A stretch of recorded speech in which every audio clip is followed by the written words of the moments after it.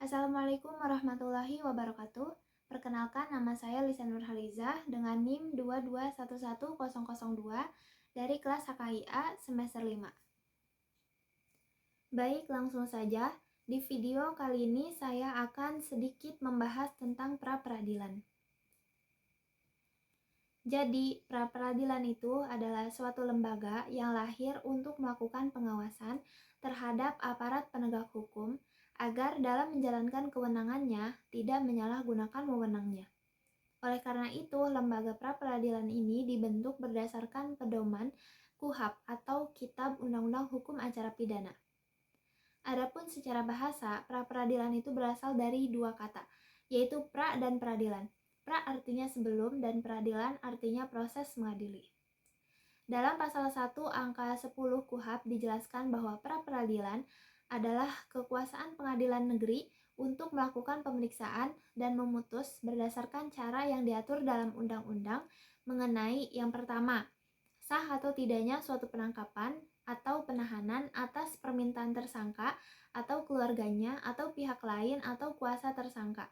Yang kedua, sah atau tidaknya penghentian penyidikan atau penuntutan atas permintaan demi tegaknya hukum dan keadilan.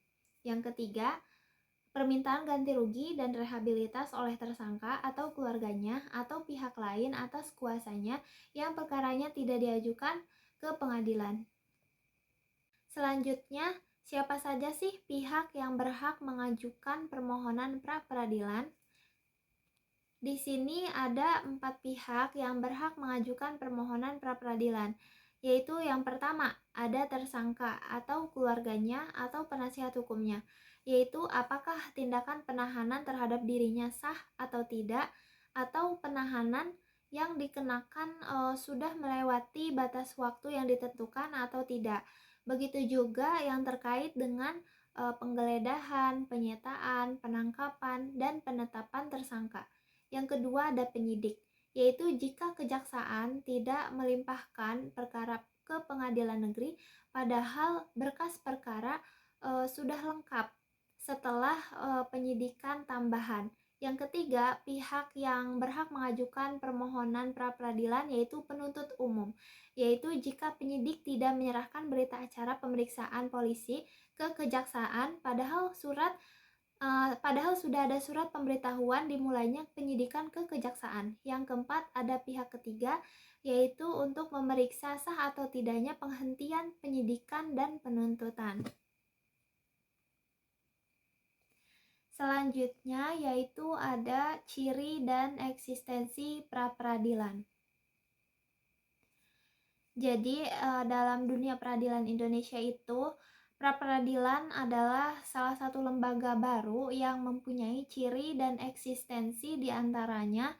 Yang pertama, pra-peradilan itu satu kesatuan yang melekat pada peradilan negeri dan sebagai lembaga pengadilan, yang artinya pra-peradilan hanya bisa dijumpai pada tingkat pengadilan negeri saja. Terus yang kedua, pra-peradilan itu bagian atau divisi dari peradilan negeri. Artinya, lembaga ini bukan berada di luar atau di samping maupun sejajar dengan pengadilan negeri. Kemudian yang ketiga, pengurusan administratif justisial, personil, finansial, dan peralatannya bersatu dengan pengadilan negeri di bawah pengawasan dan pimpinan serta pembinaan ketua pengadilan negeri.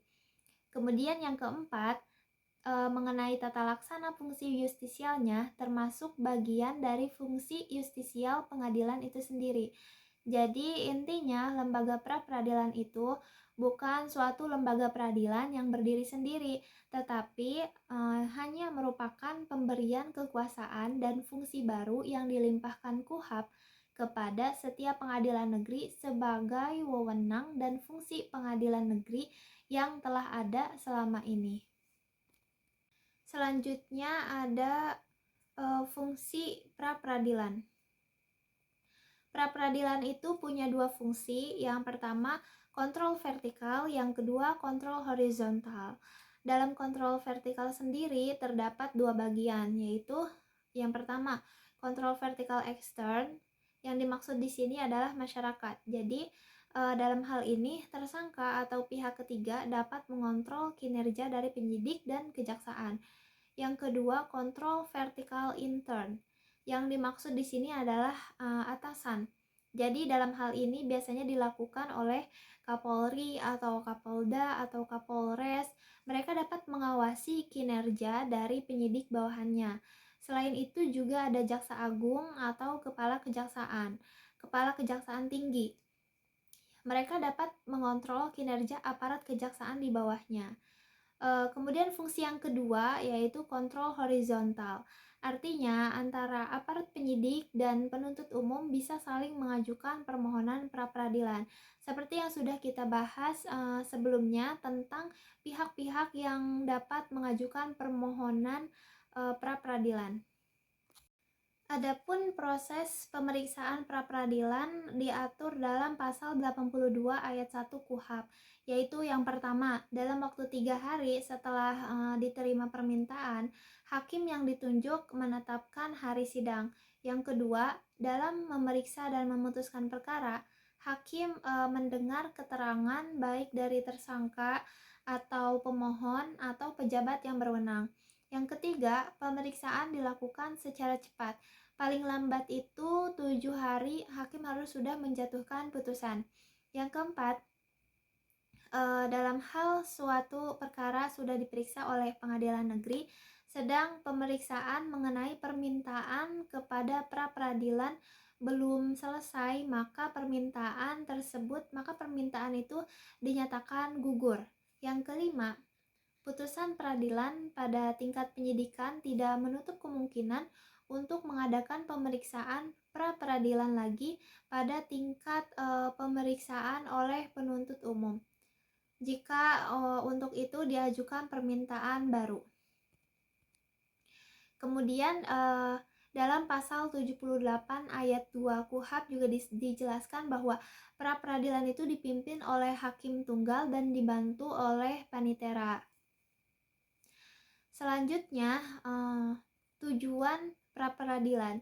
Tujuan utama pra-peradilan itu dalam KUHP yaitu untuk melakukan pengawasan secara horizontal atas segala tindakan upaya paksa yang dilakukan penyidik atau penuntut umum.